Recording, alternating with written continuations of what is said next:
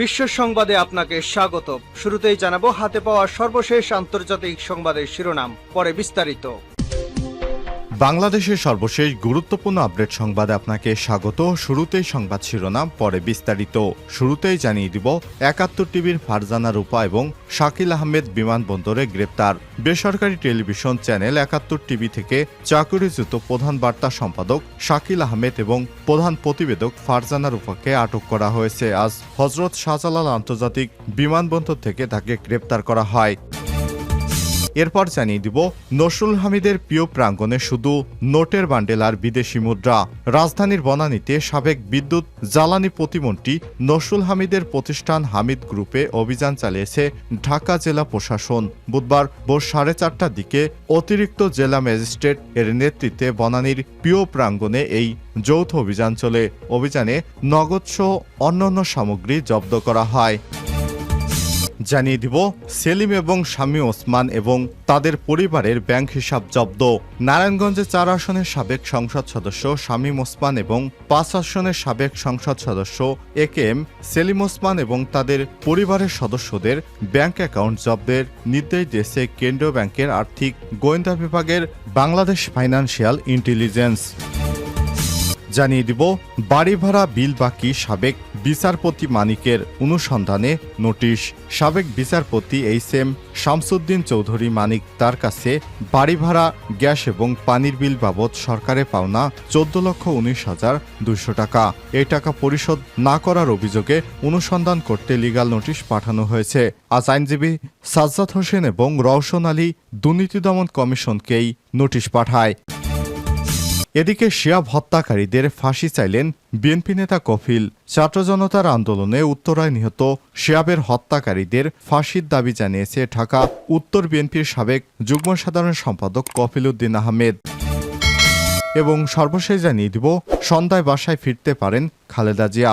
হাসপাতালে চিকিৎসাধীন BNP chairperson Begum Khaleda জিয়াকে বাসায় নিয়ে আসা হতে পারে। আজ 21শে আগস্ট সন্ধ্যায় তাকে বাসায় নিয়ে আসার কথা রয়েছে। বিএনপির মিডিয়া সেলের সদস্য সাইরুল কবির খানের সব তথ্য নিশ্চিত করেছেন। প্রিয় দর্শক, এতক্ষণ শুনছিলেন সংবাদ শিরোনাম, এবারে বিস্তারিত। তবে তার আগে বন্ধুরা, অনুরোধ থাকবে সংবাদটিতে একটি লাইক দিন। এই চ্যানেলে আপনি নতুন হয়ে থাকলে আমাদের সংবাদটি দেখতে দেখতে চ্যানেলটি সাবস্ক্রাইব করে রাখুন। কমেন্ট করে আপনার মূল্যবান মতামত জানিয়ে দিন বন্ধুরা, আপনি বিশ্বের কোন দেশ থেকে বা বাংলাদেশের কোন জেলা থেকে বা কোন স্থান থেকে আমাদের সংবাদটি দেখছেন এবং শুনছেন। এবারে বিস্তারিত। ফারজানা রূপা এবং শাকিল আহমেদ বিমানবন্দরে গ্রেপ্তার।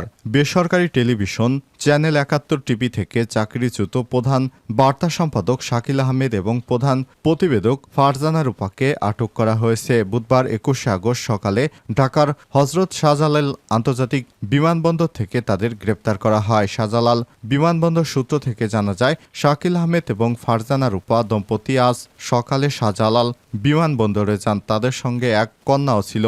তাদের টার্কিশ এয়ারলাইন্সের একটি ফ্লাইট যোগে ইস্তাম্বুল হয়ে প্যারিসে যাওয়ার কথা ছিল, কিন্তু সিটিএসবির ক্লিয়ারেন্স না পায় ইমিগ্রেশন পুলিশ তাদের বিদেশে যাওয়ার অনুমতি দেয়নি। পরে তাদের ডিবি কর্মকর্তারা ডিবি কার্যালয়ে নিয়ে যায়। এর আগে 8 আগস্ট ৭১ টেলিভিশন ব্যবস্থাপনা পরিচালকের পক্ষে মোস্তফা আজাদ স্বাক্ষরিত এক বিজ্ঞপ্তিতে জানানো হয়, ৭১ মিডিয়া লিমিটেডের ব্যবস্থাপনা কর্তৃপক্ষের সিদ্ধান্ত নির্দেশনা অনুযায়ী গত 8 আগস্ট থেকে শাকিল আহমেদ এবং ফারজানা রূপাকে চাকুরি থেকে অব্যাহতি দেওয়া হলো। নসরুল হামিদের প্রিয় প্রাঙ্গণে শুধু নোটের বান্ডেল আর বিদেশি মুদ্রা। রাজধানীর বনানীতে সাবেক বিদ্যুৎ জ্বালানি প্রতিমন্ত্রী নসরুল হামিদের প্রতিষ্ঠান হামিদ গ্রুপে অভিযান চালিয়েছে ঢাকা জেলা প্রশাসন। বুধবার ভোর 4:30টা থেকে অতিরিক্ত জেলা ম্যাজিস্ট্রেটের নেতৃত্বে বনানীর প্রিয় প্রাঙ্গণে এই যৌথ অভিযান চলে। অভিযানে নগদ অর্থসহ নানা সামগ্রী জব্দ করা হয়। অভিযানকালে উপস্থিত ছিলেন যুব ক্রীড়া মন্ত্রণালয়ের উপদেষ্টা আসিফ মাহমুদ সজীব ভুঁইয়া, বৈষম্যবিরোধী ছাত্র আন্দোলনের সমন্বয়ক সাজিস আলম, বৈষম্যবিরোধী ছাত্র আন্দোলনের সমন্বয়ক হাসনাত আবদুল্লাহ, গণ অধিকার পরিষদের সভাপতি নুরুল হক নূর উপস্থিত ছিলেন। অভিযানকালে প্রিয় প্রাঙ্গণ বিল্ডিংয়ের লিফটের দোতলায় হামিদ গ্রুপের অফিসে ফাইন্যান্স অ্যান্ড অ্যাকাউন্টস রুমে বড় ভল্ট এবং পাশের টেবিলের ড্রয়ার থেকে 500 টাকার 4টি বান্ডেল, যার প্রতিটিতে 100টি করে নোট, মোট 2 লক্ষ টাকা, 1000 টাকা নোট 75টি, 75,000 টাকা, 200 টাকা নোট 100টি, মোট 20,000 টাকা, 500 টাকা নোট 22টি, মোট 11,000 টাকা, 100 টাকা নোট 27টি, মোট 2700 টাকা, সর্বমোট 3,08,700 টাকা পর্যাপ্ত বৈদ্যুতিক আলোতে উপস্থিত সাক্ষীদের সম্মুখে জব্দ করা হয়েছে। একই রুমে বাম দিকে আরেকটি ড্রয়ার হতে 500 টাকার 100টি নোট, 500 টাকার 30টি নোট, 100 টাকার 100টি এবং 100 টাকার 46টি নোট ও 500 টাকার 4টি নোট, 100 টাকার 40টি নোট সহ সর্বমোট 85,600 টাকা উক্ত ফাইন্যান্স অ্যান্ড অ্যাকাউন্টস রুমের 2টি ড্রয়ার থেকে সর্বমোট 3,94,300 টাকা জব্দ করা হয়েছে।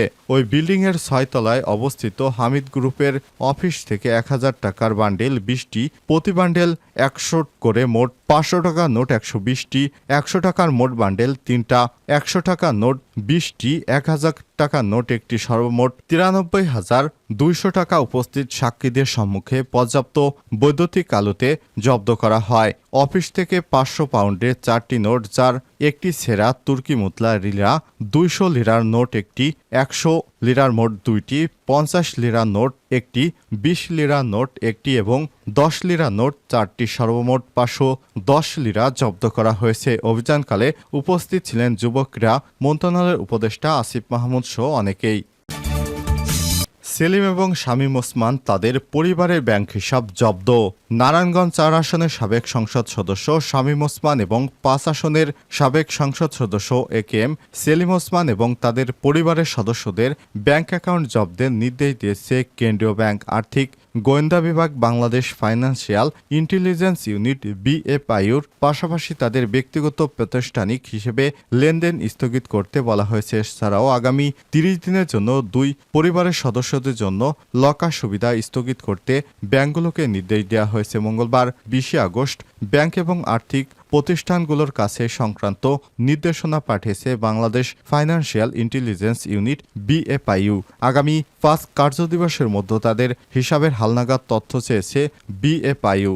নির্দেশনায় বলা হয়েছে, ব্যক্তিগত ব্যবসায়িক এসব হিসাব আগামী 30 দিন কোনো ধরনের লেনদেন করা যাবে না। প্রয়োজনে লেনদেন স্থগিত করার সময়সীমা বাড়ানো হবে। এর আগে আওয়ামী লীগ সরকারের সাবেক স্বাস্থ্যমন্ত্রী জাহিদ মালেক, সাবেক সমাজকল্যাণমন্ত্রী ডক্টর দীপু মনি ও সাবেক সংসদ সদস্য শেখ হেলাল উদ্দিন সহ 13 ব্যক্তিকে ব্যাংক হিসাব জব্দের নির্দেশনা দিয়েছে BFIU। এছাড়াও তাদের মালিকানাধীন সব ব্যবসা প্রতিষ্ঠান ব্যাংক হিসাব লেনদেন স্থগিত করা হয়েছে। গত 19 আগস্ট দেশের সব ব্যাংক এবং আর্থিক প্রতিষ্ঠানকে চিঠির মাধ্যমে নির্দেশনা দেওয়া হয়েছে। বাড়ি ভাড়া বিল বাকি সাবেক বিচারপতি মানিকের অনুসন্ধানে নোটিশ।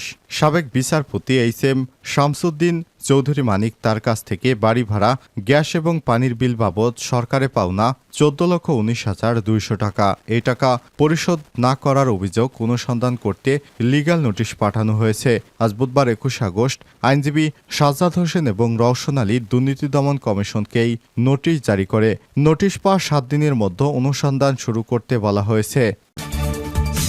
শিহাব হত্যাকারীদের ফাঁসি চাইলেন বিএনপি নেতা কফিল। ছাত্র জনতার আন্দোলনে উত্তরায় নিহত শিহাবের হত্যাকারীদের ফাঁসির দাবি জানিয়েছেন ঢাকা উত্তর বিএনপির সাবেক যুগ্ম সম্পাদক কফিল উদ্দিন আহমেদ। মঙ্গলবার 20 আগস্ট উত্তরায় আন্দোলনে নিহত শিহাব হত্যার বিচারের দাবিতে আয়োজিত প্রতিবাদ সমাবেশে সব দাবি জানান তারা। এ সময় স্থানীয় পর্যায়ে আহতদের চিকিৎসার জন্য আর্থিক সহায়তা করেন কফিল। নিহত শিহাব মাইলস্টোন কলেজের শিক্ষার্থী ছিলেন।